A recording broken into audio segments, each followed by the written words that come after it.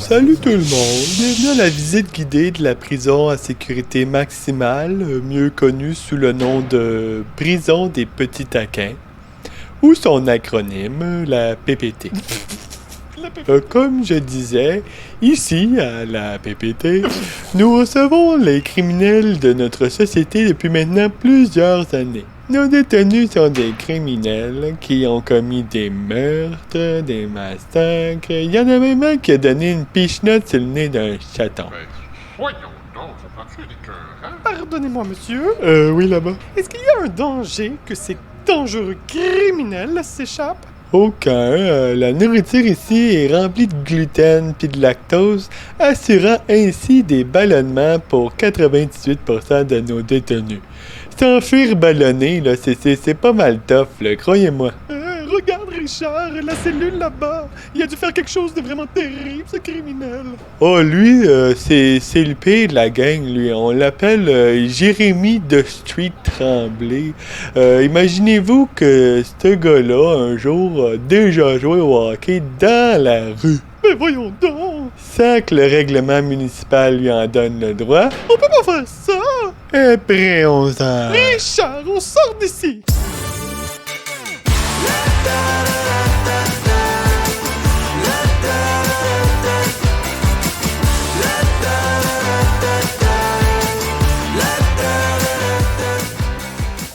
Bienvenue au balado de l'OQL, mon nom est Fred Ross et je vous accompagnerai tout au long de cet épisode. Aujourd'hui, on accueille 3 merveilleuses personnes pour nous parler du loisir dans la rue au Québec. Êtes-vous de ces personnes qui, durant toute leur enfance, ont joué dehors dans la rue ou dans une ruelle? Oui? Ah, super! Merci de mettre votre nom, adresse et numéro de téléphone dans les commentaires du balado. Question qu'on vienne immédiatement vous arrêter. En effet, bien que partie importante de notre culture, le jeu dans la rue n'est pas légal au Québec. Bon, je vais nuancer ici, là, le jeu dans la rue n'est pas illégal, là, non, là, c'est juste qu'il nécessite, je sais pas, une autorisation légale provinciale. Maman, est-ce que je peux jouer au hockey dans la rue maintenant, là? Non, Jérémy, là, la demande pour jouer dans la rue a été envoyée seulement la semaine passée. Sois patient, mon grand. Ben, c'est pas grave, j'y vais quand même. Oui, il m'arrivera rien.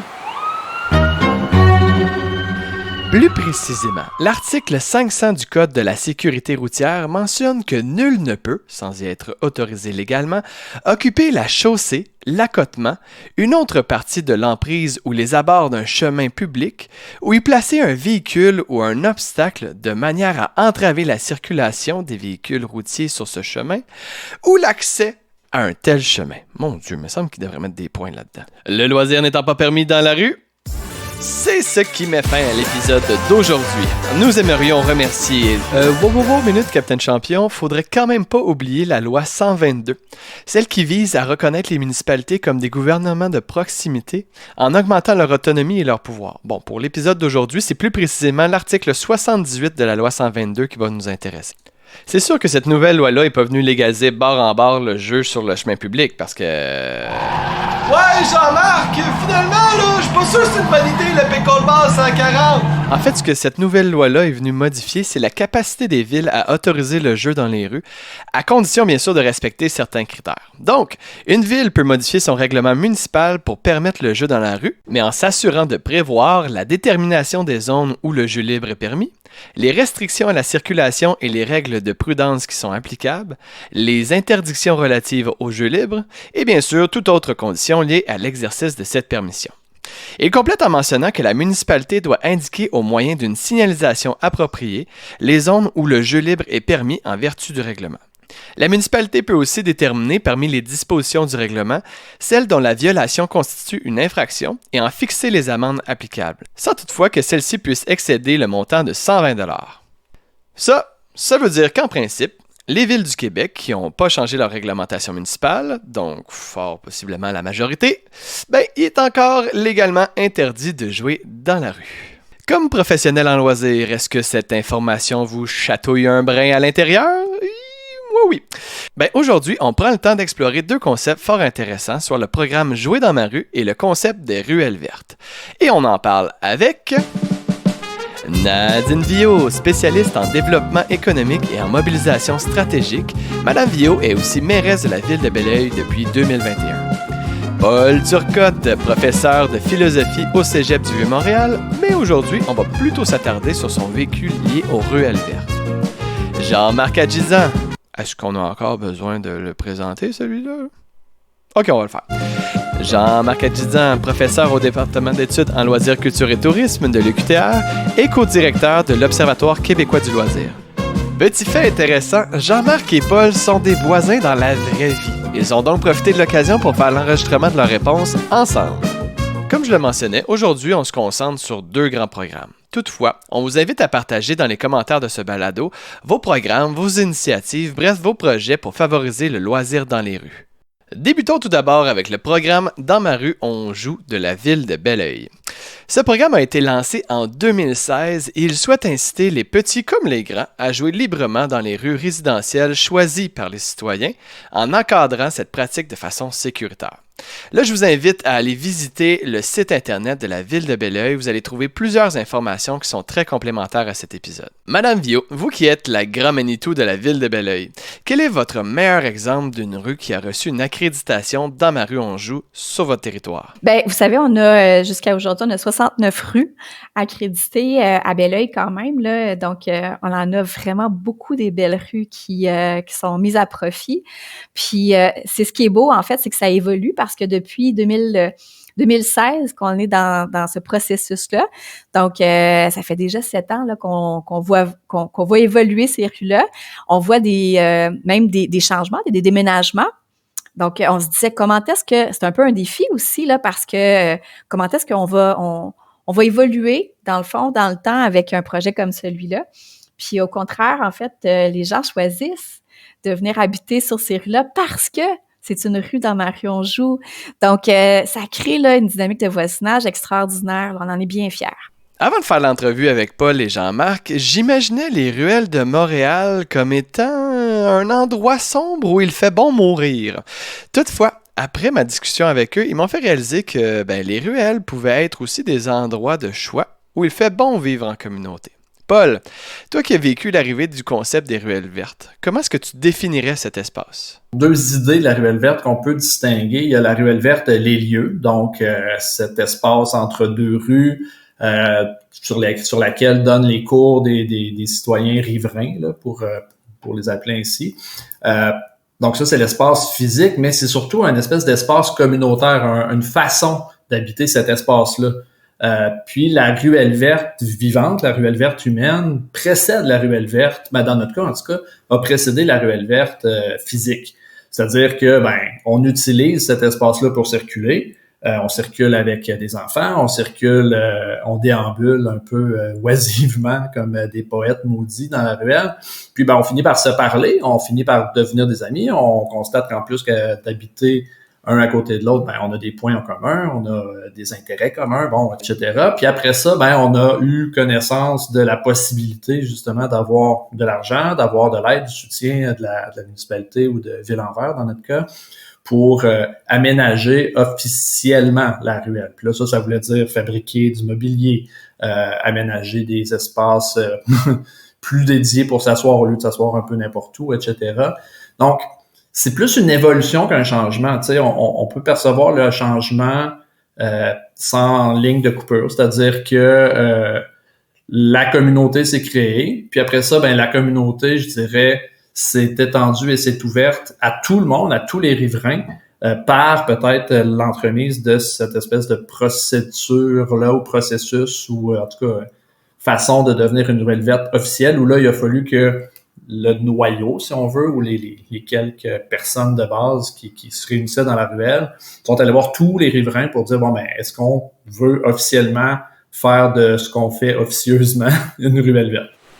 Bonjour, chers voisins. Je vous ai convoqué afin qu'on se mobilise pour devenir une ruelle verte. Ah, excusez, monsieur. Oh, nous avons déjà une question. Oui, monsieur? C'est parce que moi, j'ai un dalmatien daltonien, là, qui voit le vert comme du jaune, puis le rouge comme du vert. Fait Ça pourrait-tu s'appeler une ruelle rouge, admettons, là? Ah, ben ça faudrait demander à la ville. Oh, oui, une autre question, là? Alors moi, Monica Saint-Mathieu, j'habite au dernier étage de l'immeuble le plus haut de la ruelle. Le plus grand et le plus prestigieux, il faut le dire, bien sûr. Le penthouse que vous voyez en haut, là, juste en haut, avec les colonnes de marbre, c'est le mien. Et votre question est... Une question? Non, j'ai pas de question.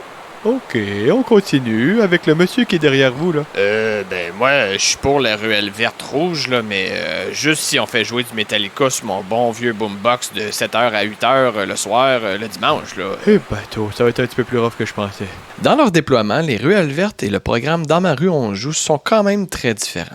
Par contre, l'aspect de proximité des voisins semble être un élément très central aux deux concepts. Madame Villot, pour vous, c'est quoi ça, la proximité, puis comment est-ce que Dans ma rue on joue la favorise? Moi, j'aime bien dire, en fait, que la proximité, c'est un prénom.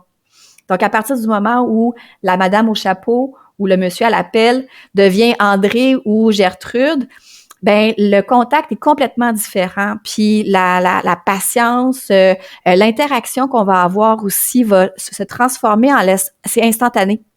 Donc, savoir que c'est Julie qui habite à côté de moi fait en sorte que j'entre en contact beaucoup plus facilement avec Julie. Oups, je sais que Julie vient de perdre son emploi, vit des moments difficiles, ou j'ai une dame âgée à côté qui vient de perdre son mari, qui est en isolement, qui est seule. Donc, on va pouvoir l'aider, on va avoir des réflexes, de dire, je m'en vais au supermarché, est-ce que je peux vous ramener quelque chose? Puis, d'entendre jouer les enfants dans la rue, ça fait sortir les adultes. Et depuis 2016, là, c'est quoi les évolutions que vous avez senties pour ce programme-là? On a, à travers ça, la ville de Beloeil a été très sensible aussi à la vitesse dans les rues locales en général. Donc, on est passé de la vitesse dans les rues locales de 50 à 40 km/h dans toutes nos rues locales. Ça, je pense que ça a eu un impact important, là, l'effet Dans ma rue on joue, parce que quand on vient accréditer une rue, on est à 30 km/h maximum dans ces rues-là. Donc, ça a eu vraiment un impact de réflexion, je pense, sur le conseil municipal, l'administration, puis on s'est dit, OK, on doit étendre, dans le fond, les bienfaits de ce que l'accréditation peut avoir là, pour les jeunes, mais pour en général aussi. Alors ça, je pense que c'est la plus belle chose qu'on peut avoir. Puis au-delà de tout ça, c'est de voir aussi que le Québec est intéressé par cette pratique-là. On a mis en place une trousse d'informations qui est destinée aux municipalités. Donc, on a monté là, toute la signalisation, l'information, tout ce qu'on retrouve imprimé sur les rues, notre affichage. Donc, tout ça est mis à la disposition de l'ensemble des villes du Québec pour qu'elles aussi, à leur tour, là, puissent offrir ça à leur population. Donc, c'est vraiment une belle croissance parce que c'est en très peu d'années, en fait, qu'on a vu vraiment l'émergence de ce projet-là arriver. Puis de se dire qu'en 2024, c'est un projet qui est apprécié puis qui anime l'ensemble du Québec. C'est vraiment une belle croissance. Dans sa réponse, Mme Biot fait mention de plusieurs critères pour l'accréditation d'une rue au programme Dans ma rue on joue. L'une d'entre elles est notamment la réduction de la vitesse. J'ai posé la question à Paul à savoir si les ruelles vertes bénéficieraient d'un encadrement plus grand de la ville. Et là, juste avant de vous partager sa réponse, je lance l'alerte au félin. Attention, pour ceux et celles souffrant d'allergie aux chats, il s'agirait d'un excellent moment pour prendre une réactine parce que c'est subtil, mais Jean-Marc et Paul sont accompagnés d'un minet en manque d'attention. Voici la réponse de Paul. Si on avait plus de balises, plus de règles écrites à la limite, là, une espèce de charte de la ruelle, je sais pas quoi, ça pourrait gagner, mais je pense qu'on y perdrait aussi parce que l'avantage de la ruelle, c'est que faut que tout se fasse par la discussion, tout se fasse par pas nécessairement consensus, mais consensus mou, on va dire, pour que les règles se fassent.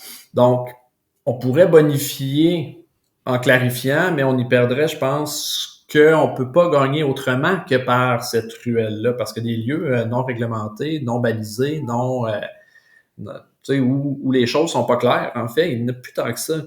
Puis cette obligation de se parler, cette obligation de conciliation aussi, ça, c'est un apprentissage de citoyen, je pense, qui est difficile à avoir aujourd'hui. Quand j'en parle autour de moi, au boulot, ou en tout cas les gens ailleurs, qui n'ont pas cette espèce d'espace communautaire-là, ils n'ont pas l'occasion de développer ces espèces de compétences de discussion, de négociation, de voisinage, dans le fond, que nous, on a. Puis on le voit même chez nos enfants, tu sais, les enfants apprennent à vivre avec les autres, avec cette ruelle-là.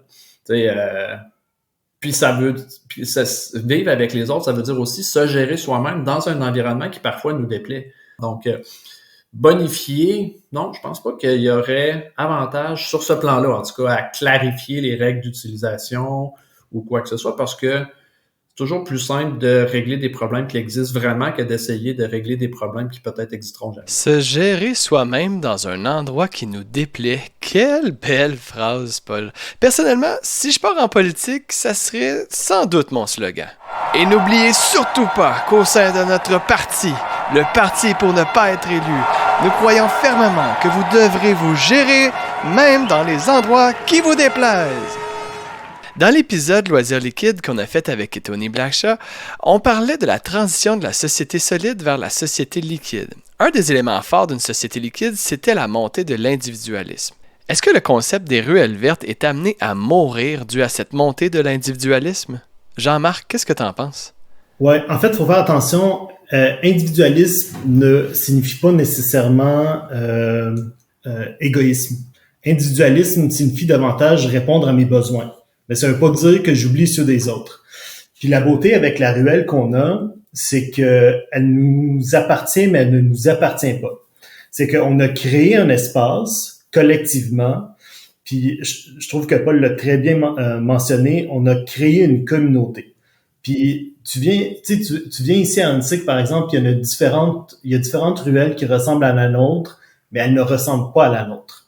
Chaque ruelle a désormais sa propre culture à travers l'environnement, à la base, l'environnement qui la compose, à travers les gens qui l'habitent. Ici, on est rendu à entre 30 et 40 enfants. On a arrêté de les compter à partir de 25. Mais tu sors dehors, il y a un troupeau d'enfants, c'est sûr et certain. Là. Donc ça fait partie de notre culture de ruelle. Le voisinage aussi, nos relations, le réseau social qu'on a créé à travers cette ruelle-là fait partie aussi de la culture. Mais on n'est pas les seuls à l'utiliser, puis c'est ça la beauté de cet espace-là. Il y en a beaucoup qui, au lieu de passer par la rue pour se rendre à destination, préfèrent passer par notre ruelle. Parce qu'elle a quelque chose de différent. Parce qu'il y a des dessins sur les murs. Parce qu'on peut s'arrêter au crotte-livre, voir est-ce qu'il y a quelque chose qui nous intéresse. Parce qu'il y a énormément de végétation, puis ça leur donne un répit du soleil. Donc cette ruelle-là ne nous appartient pas vraiment. On l'habite, mais on la partage aussi avec les autres. Et puis ça rentre effectivement dans toute cette idée de l'individu liquide qui n'a plus d'attache.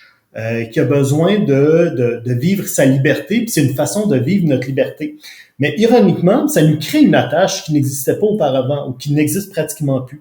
Je parlais avec Paul tout à l'heure comme quoi cette ruelle-là, c'est le nouveau parvis de l'Église.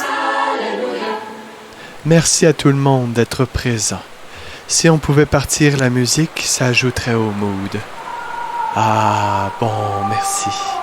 Nous sommes ici regroupés en cette journée pour célébrer notre belle ruelle. Jérémy, viens ici! Rendons hommage à la personne qui nous a permis de nous réunir aujourd'hui. Excusez, monsieur le curé, il connaît pas sa force. Faire sa part, c'est vrai que nos espaces publics sont venus remplacer un grand vide et répondre aux besoins de se rencontrer et de socialiser avec l'autre. On a pris pour habitude dans le balado de l'OQL de se laisser sur un mot de la fin qui nous permet de centraliser ou plutôt de mettre l'emphase sur les éléments importants de l'épisode. Pour aujourd'hui, j'ai choisi les mots de Jean-Marc et Simone. Simone étant le minet frustré qu'on entend en background. Et on termine le tout avec le mot de la fin de Madame Villot. Le modèle québécois est basé sur la prise en charge du citoyen de son propre loisir. On est dans une époque puis une situation économique qui est assez précaire, surtout pour les services municipaux. En loisir, on essaie toujours de faire plus avec moins. En fait, on n'essaye pas, on est obligé de faire plus avec moins. Pour moi, c'est ce type d'initiative-là dans lesquelles il faut investir parce que justement, ça coûte pas grand-chose. Justement, on laisse la place au citoyen à prendre sa place. Le citoyen commence à s'investir dans son voisinage, mais quand il commence à s'investir dans son voisinage puis il voit la différence qu'il peut faire, ben ça l'amène à s'investir ailleurs dans la communauté aussi. La pandémie nous a tellement fait essayer des choses différemment, utiliser nos espaces publics différemment, puis on s'est rendu compte à quel point ça goûtait bon de vivre ensemble quand on a réussi enfin à pouvoir se toucher puis se parler, qu'il faut absolument être capable de développer dans nos environnements, dans nos communautés, des espaces pour toutes les générations. Moi, j'y crois plus au parc avec un module de jeu pour les 0-5 ans seulement. Il faut que nos espaces publics là, ressemble à l'ensemble de nos générations, puis ça passe par nos rues aussi, puis le contact qu'on va avoir avec le voisinage, c'est essentiel. Donc, c'est vraiment là où on s'en va, redonner un peu la nature à la nature, les espaces publics à l'ensemble de notre milieu, puis on va se le dire, on est pas mal plus confortable, en fait, comme municipalité, à trouver déjà d'emblée des choses qui rassemblent tout le monde plutôt que de dédier un espace public à une clientèle cible qui évolue toujours très rapidement, trop rapidement. Le module 0-5 ans, il dure pas longtemps. Donc, c'est un peu ça la vision, en fait. C'est de se dire, là, agissons avec le collectif, brisons les barrières de l'isolement, créons des tissus sociaux forts. Puis dans Ma rue, on joue, c'est un élément. Les tables de quartier qu'on a développées, c'en est un autre. On a beaucoup de points d'aspect au niveau de la participation citoyenne qu'on a mis en place puis qu'on continue d'avancer. C'est très important. C'est ce qui met fin à cet épisode du Balado de l'OQL. Pour ajouter votre saveur à ce merveilleux projet, nous vous invitons à nous laisser un commentaire en nous indiquant ce que vous avez aimé et ce que vous avez moins aimé de cet épisode. On souhaite bien sûr remercier nos invités spéciaux et nous vous remercions de votre écoute et on se dit à la prochaine! Ce balado est une présentation de l'Observatoire québécois du loisir. À la réalisation, la voix, le montage et toute autre tâche connexe, Frédéric Ross. Invités spéciaux, Nadine Billot, Paul Turcotte et Jean-Marc Adjidian.